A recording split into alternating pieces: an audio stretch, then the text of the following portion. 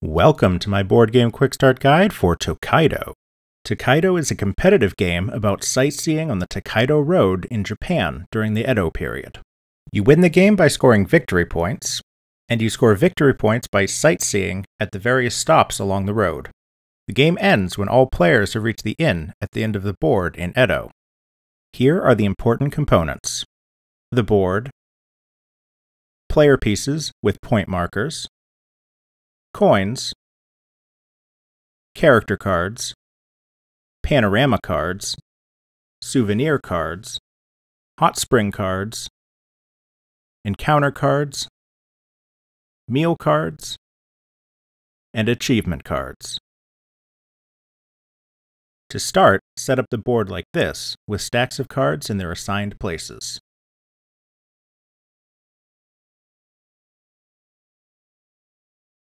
Put a player piece for each player in line at the inn at Kyoto, and a point marker for each player at the start of the scoring track.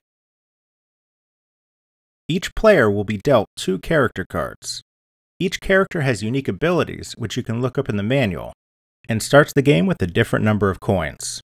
For example, Hirotada starts with 8 coins, while Chube only starts with 4. Each player will choose to use one character, discarding the other, and will take a number of coins equal to the number at the top corner of the card. You are now ready to begin. At the start of the game, your pieces will be lined up at the starting inn. The order is important because the player who is furthest back on the road is always the one who gets to move. This means you could move multiple times in a row if the other players jump ahead, or have to wait if you moved several spaces ahead of everybody else.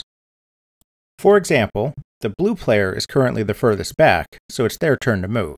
After the blue player moves and resolves the action at that stop along the road, it's now the gray player's turn to move. After the gray player's action is over, it's now time for the purple player to move. After resolving that action, the purple player is still the furthest back, so they get to move again. Now the blue player is furthest back, and so on. On your turn, you can move your piece to any unoccupied space between where you are and the next inn. When you land on a space, immediately take the action for that space. If you're playing with 3 players, each stop can only be used by 1 player. However, if you're playing a 4 or 5 player game, spaces with a second dot can be used by 2 players. The second space is considered further back on the road and can only be used by the second player to land there. You can't move beyond the inn until everybody has stopped there. I'll briefly describe what you'll get from each of the spaces. When you stop at the hot springs, take the top card from the hot springs deck.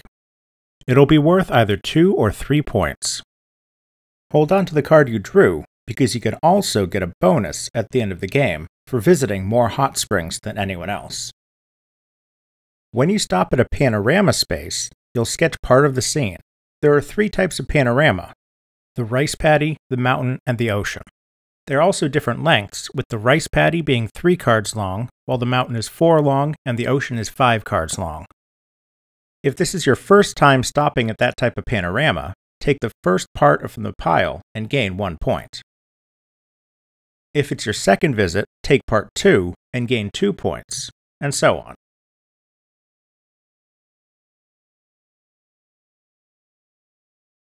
If you're the first player to complete a panorama, you'll get a special bonus card, worth an additional 3 points. When you stop in the village space, take the top 3 cards from the souvenir deck and place them face up in front of you.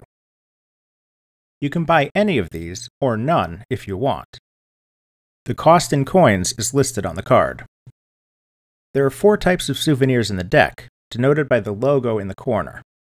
The first souvenir you buy will get you 1 point. The second you buy, if it has a different symbol from the first, will get you 3 points. If you buy a souvenir with the same symbol as one you already own, it will be part of a new set, giving you 1 point. Keep any souvenirs you buy in front of you so you can continue building sets further down the road.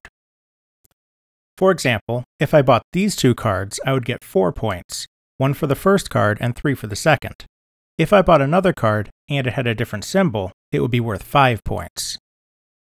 Any cards you don't buy are returned to the bottom of the draw pile. When you visit the farm, take 3 coins from the bank. When you stop at the temple, you can donate 1, 2, or 3 coins. You immediately get 1 point for each coin donated. The coins are placed in a stack on the board because you can receive a bonus at the end of the game for donating more than the other players. When you stop in an encounter space, draw a card from the encounter deck. The travelers will randomly give you something from one of the other spaces, so the traveler you meet could give you victory points, money, or even the next piece of a panorama, among other things. You can get a bonus at the end of the game for meeting more travelers than anyone else, so hold on to the card you drew. Everybody will have to stop at each inn along the way, where you can have a meal. When everybody's at the inn, draw 1 meal card for each player in the game, plus 1. These cards can cost 1, 2, or 3 coins, and are each worth 6 points. The player who arrived at the inn first will look through these cards and decide whether or not to buy one. The remaining meals are handed to the second player who arrived at the inn, who repeats the process. Buying a meal isn't mandatory, but you won't get the 6 points if you don't buy one, and you can't buy more than 1 meal at the inn. You also can't eat the same meal more than once during the game. Unbought meals are discarded. When the meal is done, everybody continues on their journey, starting with the last player who arrived at the inn, just like in the beginning of the game. The game ends when all players arrive at the final inn. You have 1 final meal, and then it's time for the final scoring. There are several bonuses which aren't scored until the end of the game. Whoever gave the most money to the temple gets 10 points. Whoever came in second gets 7 points, and so on. But travelers who didn't donate anything aren't eligible for the bonus.